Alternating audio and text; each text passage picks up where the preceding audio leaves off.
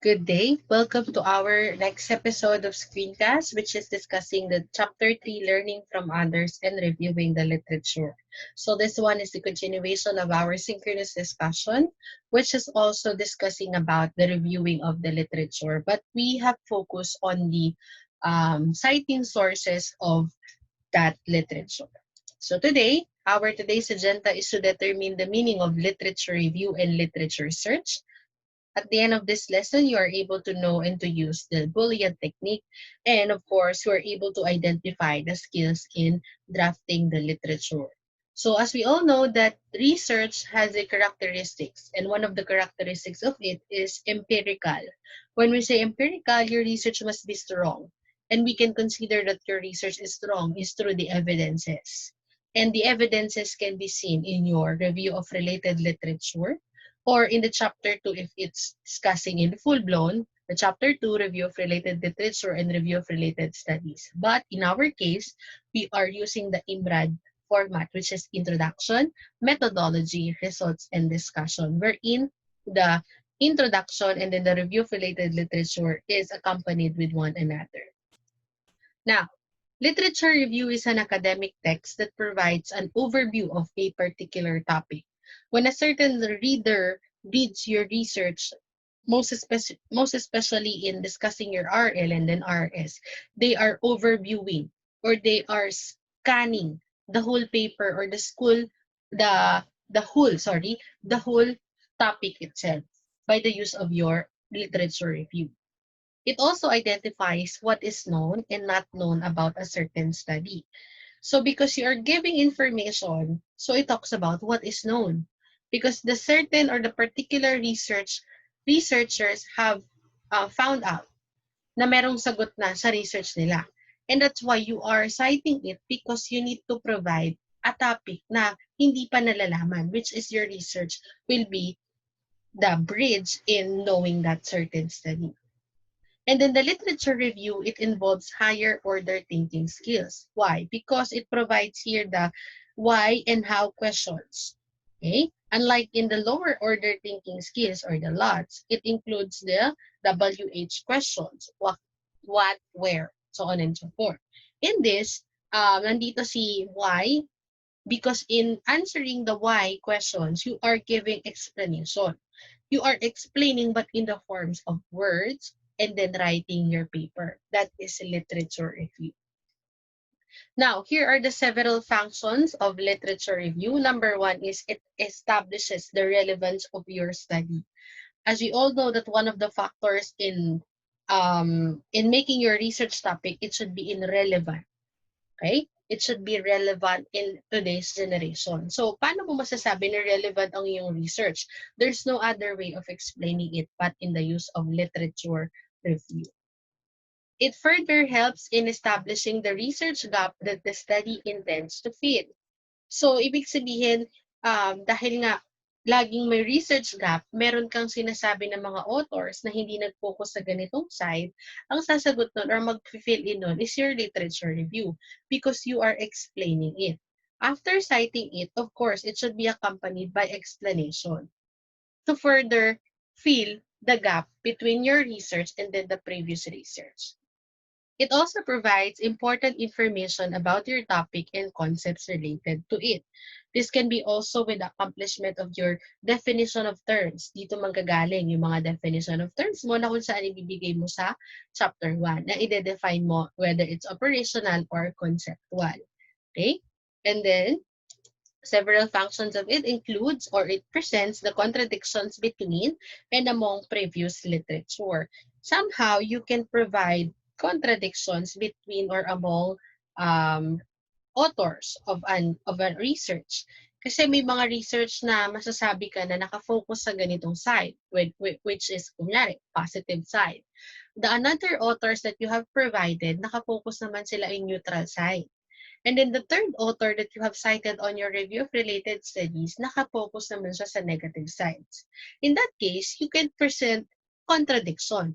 And you, as a new researcher, dahil sinite mo yung tatlong yun na nagko-contradict sila between one another, how will that side will contribute to your research. So, dapat nandun ka din sa part na kung saan i-consolidate mo yung information nila. And that is in the form of review of related study. Remember, I have told you that you need to provide at least three review of related studies, three authors that discusses the same approaches na ginawa ninyo for your research. And that's it. Number 4, it justifies your research methodology, survey of previous studies relevant to your research. Of course, the RL and then RL and RS will support your methodology or your plan in doing your research because in this, you will provide mga steps or mga methods that you are to use for doing your research. For example, saan magagaling ang research lokal? So, syempre, sa isang research lokal, magsasabi ka ng place.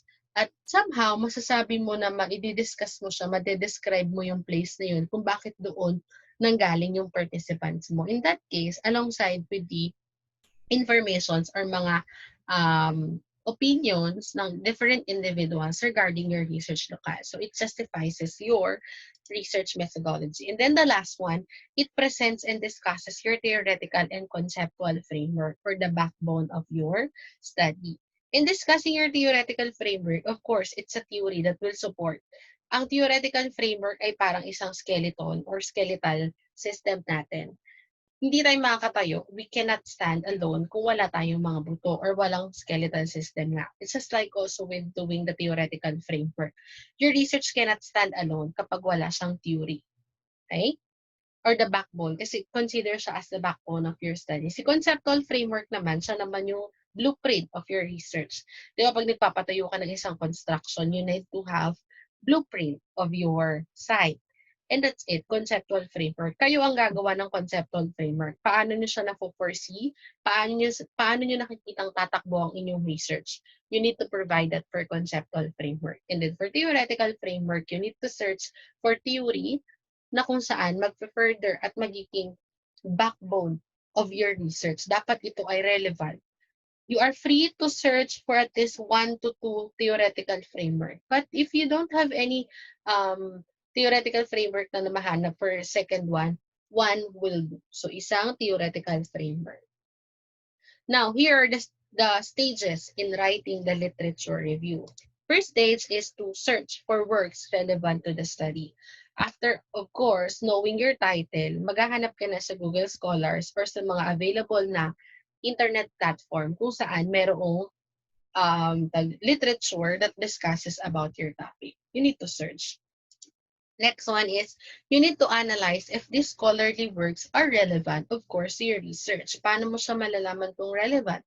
Of course, you have to scan through and then read all throughout that paper na makikita ninyo sa internet. You need to analyze. And then, you are to draft your literature review. After analyzing that scholarly works, kunyari na-download mo na si PDF format, binasa mo na siya, nakita mo sa page 16, paragraph 2, or the second paragraph, nandun yung gusto mong isite, kukunin mo na yung scholarly works na yun, which is the second part of it, and then you are to discuss it in the citing sources, using the citing sources. And then you have to save for the complete bibliographic information for the reference citation ng buong research na yun. Okay, that's for drafting the literature review. Now, for literature search, literal na paghahanap ng mga literatura that is connected for your research. It is the stage in which the researcher systematically looks for and selects the reference materials relevant to the study. Always know that the quality of your paper depends on the quality of the references. Bakit maganda ang paper mo? It's because maganda din ang pinagkuhanan mo. Okay? Maganda din ang mga reference or maganda ang quality ng mga reference na pinagkuhanan. Paano mo makikita na magiging quality siya? Of course, you have to read. Okay? Read. And you need to follow the summarizing, the paraphrasing, the citing sources to avoid plagiarism. Okay? Next. Points to remember in conducting your literature search. First one is you need to identify the topics and concepts. During your synchronous classes, I have let you see the subsections, yung mga bold doon sa review of related literature. Di ba may sabi ko, it is a title of an essay. It's just like a title of an essay. Ayun, that's the topic and then the concept. Yung konsepto ng pag-aaral mo, ano yun? You need to discuss it on your literature search. Sometimes it can be seen in the variables. You need to identify ano ang mga variables ng study mo. I know you have known that one because I have taught you about that. Next, specify the type of sources that you will use. Kasi kailangan mong i-segregate kung saan dyan galing sa book, kung saan galing sa internet. Remember, pag galing sa internet, mag-a-appear yan sa reference citation na may word na retrieve from. Pero pag galing siya sa libro, present of course yung kind of journal na meron kung galing sa print materials, of course you need to provide kind of journals itself. That's the number 2. Number 3, visit your school library or online databases. But in our case today, you are not able to visit our school library, but we will give you online databases on how or to where you can find your review of related literature and then RS. Another points to remember in conducting your literature search, use relevant keywords to look for your desired sources. Here is the Boolean technique or Boolean technique. Links that are reliable, sabi, nagtatapos daw sa .gov, .mil, and .edu. So, wala namang masama kung ito-try ninyong hanapin ang mga sites or mga links na yan that ends in that domains. And then, tignan natin if that information is relevant to your research. Again, always remember, the quality of your paper depends on the quality of your references. And then, ito na yung sinasabi natin, Boolean technique or Boolean searching strategies. Okay? So, we have and, or, and not. So, yung and, it is used for connected terms, which is medicine and then treatment. For example, ang topic mo ay merong variable na medicine tsaka treatment. Gusto mo maghanap ng RL or ng RS, okay? At hindi ka makahanap sa Google Scholar, gamitin mo yung capital A and D to search for connected term. For example, medicine and treatment. Pag tinype mo siya sa Google Scholar, lahat ng information na lalabas doon connected for that medicine and then treatment. Use or capital OR for determining either of the terms. Kung gusto mo naman mamili between the two terms or between the variables, you can use capital OR, either of the terms. And then capital NOT, it is used for excluding the term. You are not going to include a certain term. For example, binibigyan ka na masyado ng Google Scholar na mga irrelevant words. That's why you need to use capital NOT to exclude that term. For example, ang hinahanap mo lang is medicine. Pero ang lumalabas sa Google Scholar is treatment. So you have to use capital NOT. Medicine, not treatment. If wala pa rin lumalabas, you are to use quotation marks. Use for specific phrases, just like this one. Cure for COVID-19. So, medyo bago. That's why you have to search for it using quotation mark. So, ayan ang tinatawag na Boolean technique or Boolean technique. And, or, not, and then quotation marks. You are free to use that one in discussing, in searching your relevant materials for your paper. Now, we have here important skills in drafting the literature review. First one is synthesizing. You need to synthesize or you need to review the several references. Pagkatapos mo literature search, save ka muna, download ka muna ng mga materials na nakita mo online. That's synthesizing. You are reviewing the several references. Ano yung magbe-benefit or ano yung beneficial for your paper.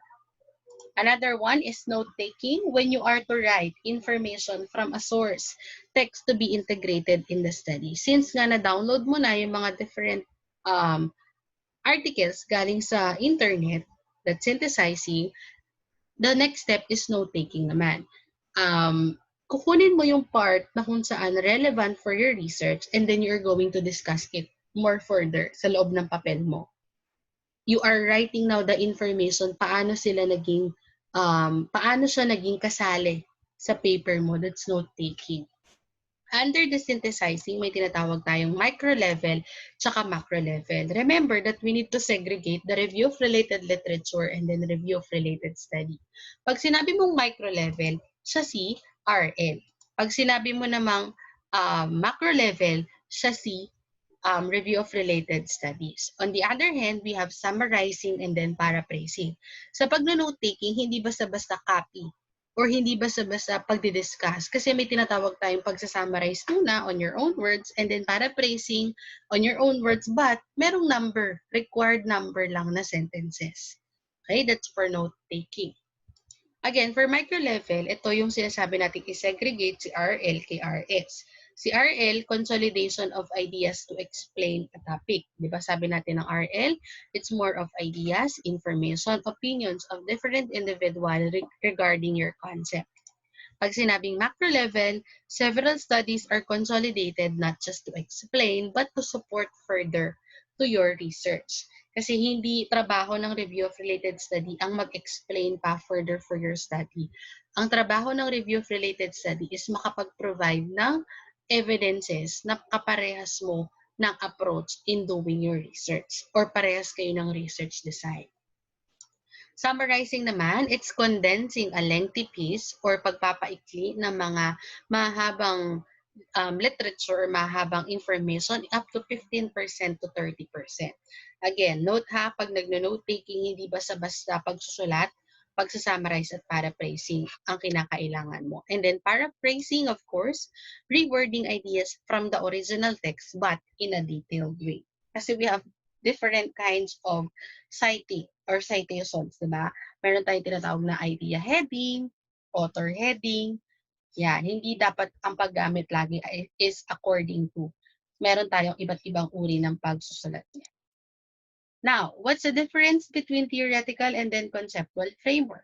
Pag sinabi nating theoretical framework, it is a general frame of reference used for observation, defining concepts, developing research designs, and interpreting your generalizing findings. Ang theoretical framework ay theory na kung saan nagiging theory na kung saan nagiging backbone of your study. Hindi makakatayo, hindi magiging publish ang inyong research kung wala kang matinong theory that supports your research. Guys, ang theory okay lang sa akin kung merong year na 1980s, 1600s, ganyan. Kasi that is a theory that was found out before. Okay? Hindi sa review of related literature na kung saan nakalimit lang sa at least 5 to 10 years. Kasi yun, published materials. Itong theoretical framework, teorya to na na-found out na before pa. Okay, I hope you got that because that's a theory. Ang theory naman talaga matanda na yan. Sobra-sobra na ang edad ng isang theory but it's still applicable in today's generation depending on your concept or your topic. Now, for conceptual framework, it refers to the system of ideas, beliefs, assumptions, and theories that cater your study. Si conceptual framework, siya naman si blueprint of your research because it talks about the plan in approaching or tawag dito, it is the plan or it's the blueprint on how you do your paper. Kung correlation ang inyong research design, you need to provide on your conceptual framework na nagpapakita ng relationship. Pero kapag naman mga cause and effect, dapat input, process, and then output ang inyong conceptual framework. So again, in doing your conceptual framework, isa siyang blueprint. Dapat malatag ninyo between your group mates kung paano ang magiging plano in discussing your paper, in accomplishing your paper. That's for conceptual framework. Theoretical framework is characterized by the use of paragraph that explain the visual representation. So, ina-explain mo din daw yung conceptual framework based on your theoretical framework. So, dapat magsa-start yung inyong conceptual framework sa inyong theoretical framework. To better understand that conceptual framework, ganito siya. Okay, magsa-start daw dapat. For example, you are free to use any visual representation for your conceptual framework. For example, naggaling siya dito sa mataas na theory. This is your theory. Ang theory ninyo ay meron daw pinropose na dalawang variables for your research. And dito si variable 1 and then si variable 2. Okay, you need to determine kung ano ang relationship nila. That's why you can create this line that shows or that talks about relationship. Okay?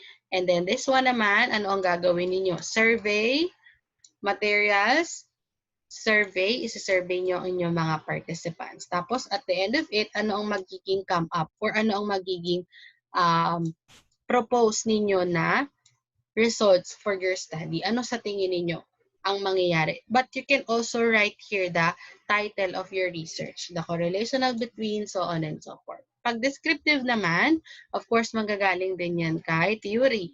Lahat or everything that you are to propose, dapat merong theoretical framework. Manggagaling siya kay theoretical framework. And then this one, descriptive, nandyan na mga variable. Okay, it aims to observe and report na. So, ibig sabihin, kapag nagawa ng conceptual framework, kung ano talaga ang pinakaplano mo for your research. Kung ano ang pinakagagawin mo or ang blueprint ng inyong papel.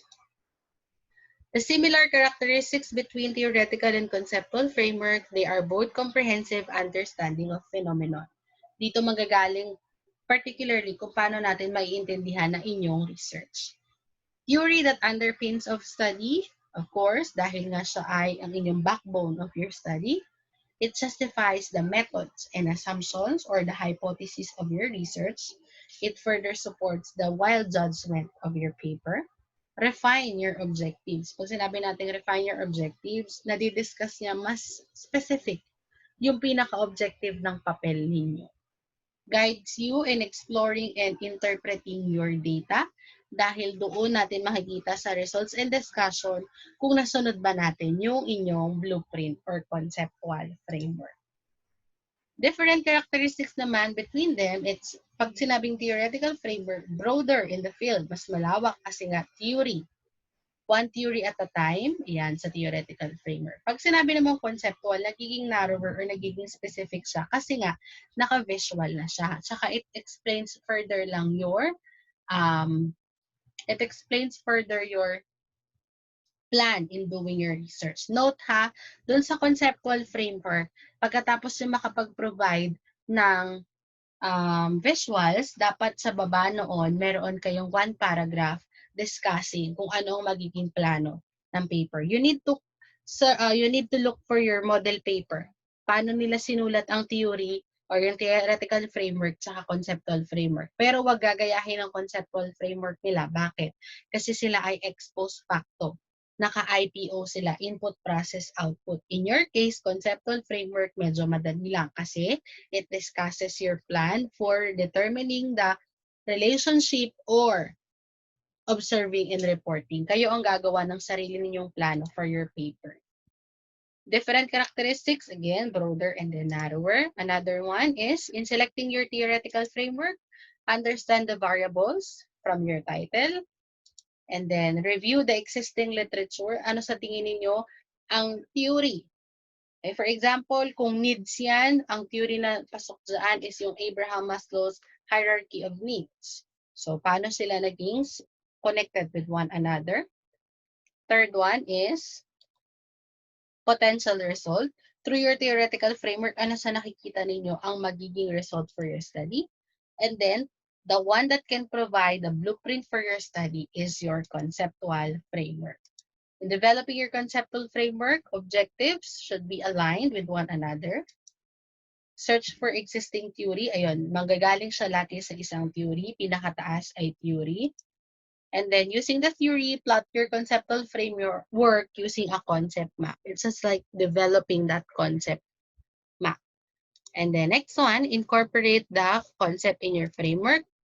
Write a narrative explanation related with one another. Guys, after your conceptual framework, the visual representation, dapat sa baba, meron kayong nakalagay na explanation. Creating a conceptual framework is developmental. Ibig sabihin, magkakakonekta with one another. It shows about progress of your developing the key terms. Hypothesis, can be also presented at the end of your conceptual framework by um, waiting for the result. Again, here is chapter 3, learning from others and reviewing the literature, the continuation of our synchronous session. I hope you have learned something new today with regards to the development of your evidences through theoretical framework and conceptual framework, and of course, RL and then RS. Again, please consult once again your model paper on how they have provided the theory or the theoretical framework and then conceptual framework. So much for today. See you in our synchronous session. Thank you for watching and listening.